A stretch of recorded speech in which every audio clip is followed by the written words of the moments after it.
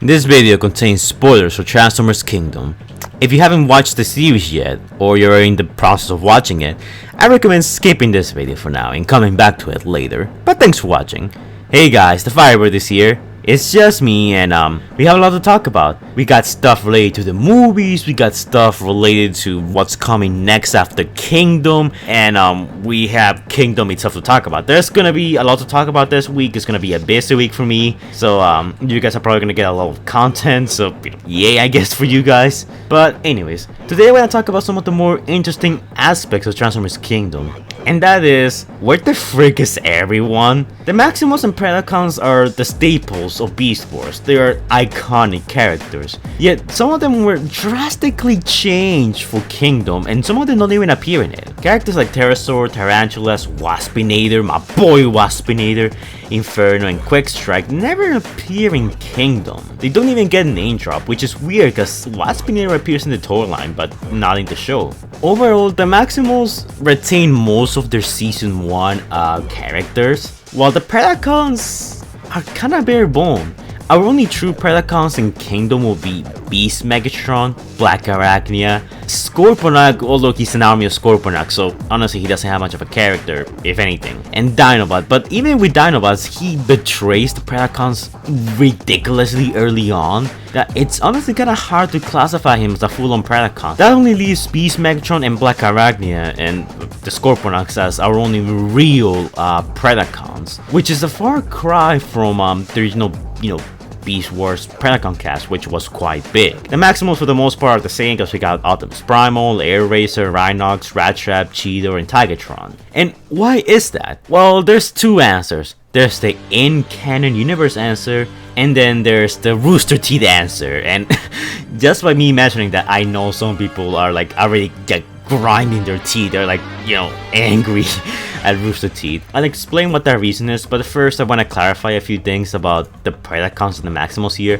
These Predacons, Maximals, for all, intents and purposes, are not the same, characters that were from Beast Wars. These guys come from an alternate universe where, Unicron kinda won, the Allspark's gone, Nemesis Prime and Galvatron are on the hunt for any surviving Transformers. It's basically a post-apocalyptic world, just very different from the original Beast Wars cartoon where the Maximals and Predacons are from a future in which the Autobots won the war and the Predacons, are the descendants of the Decepticons, and there's this Cold War peace between the both sides where, they don't like each other but at the same time they don't really want to fight each other anymore, which I thought it was one of the most interesting aspects of Beast Wars. In this series, again, that's not the case because these guys are from an alternate future. Heck, even Dinobot is still a Predacon when we first start the series, and doesn't even join the Maximals by the point of his death. Now, it's important to mention this because, since these guys are from an alternate future, the Beast Wars here happen a whole lot different. Beast Megatron pretty much says that most of their Predacon brothers have been killed during the war against the Maximals. Now, it is my belief that characters like Pterosaur, Tarantulas, Waspinator, Inferno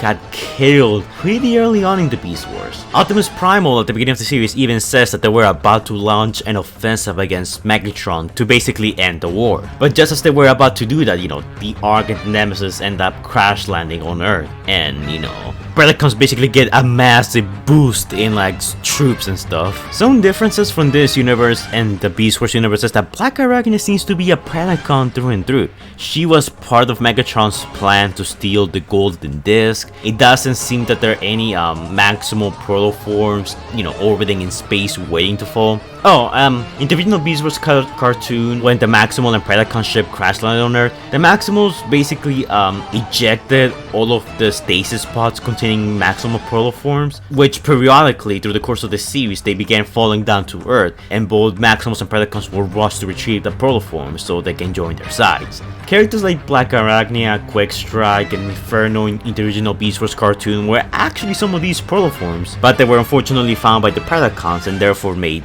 Predacons and joined their side. In this universe, that doesn't seem to be the case. It actually seems that characters like Black Arachnia, never started as maximal protoforms. They just, started as Predacons, and that aspect of the series never happened. which is kinda interesting. So that's basically what happened. Pterosaur, Tarantulas, Waspinator, Inferno, they just died pretty early on in the war. And the Maximals, made it off with relatively little casualties, at least the ones we know of. We do know that they lost about 200 Maximals, which could include characters like Silverbolt, Death Charge, and a bunch of the other expanded universe Maximals. But other than that, I'll say the Maximals did pretty good for themselves in this timeline. But that's not the only reason as to why the Predacon cast was made smaller.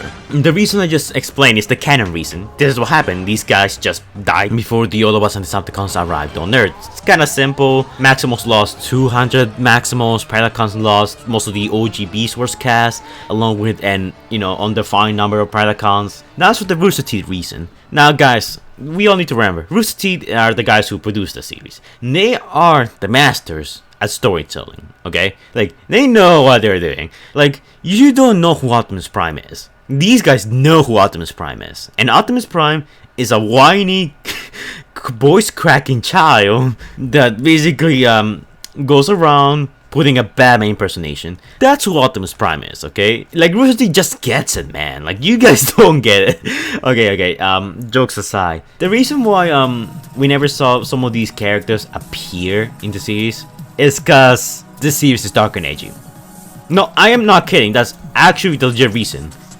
What do the characters that didn't appear in Beast Wars have in common? What does Pterosaur, Tarantulas, Waspinator, Inferno have in common? They are in a way comedic relief. A character like Pterosaur, he's like the backstabber kind of character, and he was kind of always, not always, but sometimes played for comedic relief. So he's more of a jokey kind of character, and we already have Starscream in the series, so you don't really need Pterosaur, so they just killed him off and didn't show him in the series. Character like Tarantulas, I guess it's less comedic relief and it's more of a serious character, but I think the reason why they didn't add him there is because, well, I mean, maybe it's because of the gimmick that he does with, like, when he talks. It's kind of goofy. So, we can't have Goofy in dark and edgy Transformers. Like, God forbid a Transformers series be fun. So he was, disposed of. And as for Waspinator, do I even need to say? And the same thing applies to Inferno, where he's more of a jokey kind of character with his whole, obsessing over Beast Megatron, calling him royalty.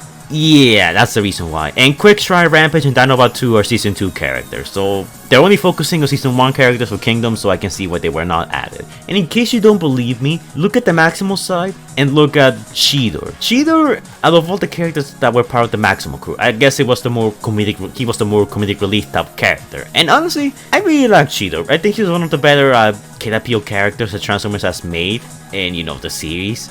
He was fun, he was funny, I liked, he had a certain charm of him being like a kid in the middle of a war that I honestly really, come to appreciate the more I watch Beast Wars. What can you tell me about Kingdom Cheetor in terms of personality? That's right, nothing. He has no personality. Cheetor in Kingdom is no longer like the kid of the group. He's just a generic, Autobot soldier, like those, red and green Autobot drones that the Autobots keep around. They appear in there, they agree with our cast when they say, hey, I think we should go attack those guys. And they're like, yes sir, we should definitely do it. That's what Cheetor is. He's basically the yes man to the Maximals. He has no personality in the series, aside from echoing the thoughts of the other Maximals, which is a really big shame. But all of the Maximals for the most part kept their personalities, with the exception of maybe Tigatron and arguably Optimus Primal, but I thought he was well portrayed in the series. But Cheetor is the one that you can tell the most difference, and that was not an accident, that was done on purpose, because Rooster Teeth's artistic vision is that they want a dark and serious series, and that's why we can't have a kiddie character like Cheetor be here. If he does appear here, then he's gonna, not say much, not do much, and not show that much personality, just so we don't upset the Beast Wars fans anymore. That's actually the reason why these characters were not there. But yeah, Rooster Teeth wanted dark and edgy, so these characters were either changed or they were just thrown out the window. And honestly, that's such a wasted opportunity. I hope that at least the toy line gives us some of the OG Beast Wars cast back. At least the toy line has been doing good representing the original Beast Wars cast. Black Arachnia, Dinobot, Megatron are some of the best Transformers Generation toys out there, and we're still missing quite a few members of the cast, so fingers crossed that we actually do get them there. But yeah guys, that is the reason as to why we never saw these characters appear in the series. Let me know in the comments down below if you agree with my theorizing as to why Rooster Teeth didn't add them. I mean, we know for a fact why they didn't appear here, because they died early on. But do you guys agree with my reasoning that it was Rooster Teeth's, artistic vision that basically convinced them not to add these characters and to change Cheeto's personality? Personally, considering Rooster Teeth's track record, I'm gonna have to say yes. But I wanna hear from you.